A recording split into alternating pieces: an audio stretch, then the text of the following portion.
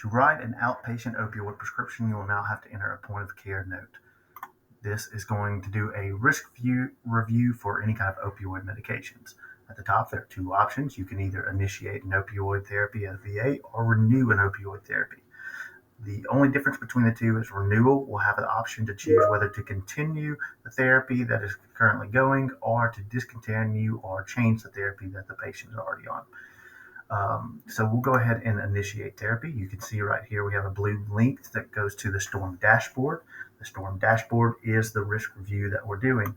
So it will lead you to an internet site that will show you different things that are risk for opioids. So things such as overdose here that will show up right here for the next year, or for the next 3 years of risk of opioid overdose will show up here. It will also show up diagnosis and medications. Now, with these medications, it is only showing opioids, and it's only showing medicines that are filled at the VA. So it's not going to show other controlled substances. It's not going to show medicines that are filled at other locations. Risk mitigation strategies. So any kind of strategy to help reduce the risk of any kind of opioid problems. It will show them here, and it will highlight the ones that are in yellow as kind of recommended things for us to do. If they have already been done, it will show check marks here. On this note, you have to click saying that, yes, I have at least looked at the STORM report. Now, the STORM report is not going to replace the PDMP. The reason for that is not showing other locations outside the VA, and it's not showing other controlled substances. So you do still have to do that PDMP note.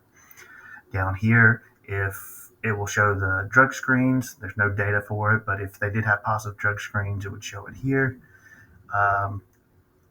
You're also going to say that you have already exhausted non-pharmacological therapies and non-opioid therapies. Once you determine that those are not going to work, and yes, you in fact need an opioid, you click here, and then you will also click what the goal of the therapy is going to be. So it could be to control pain from broken leg. Down here, you're going to click who's going to follow up with that goal. That's going to be another provider. And who's going to follow up with the opioid? That is also going to be another provider.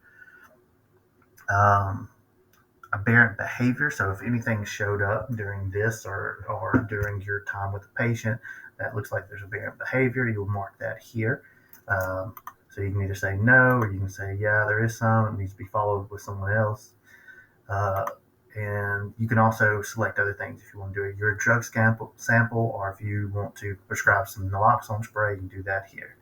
And then this renewal, once we selected initiate a new one, this renewal just dropped down to the very bottom here.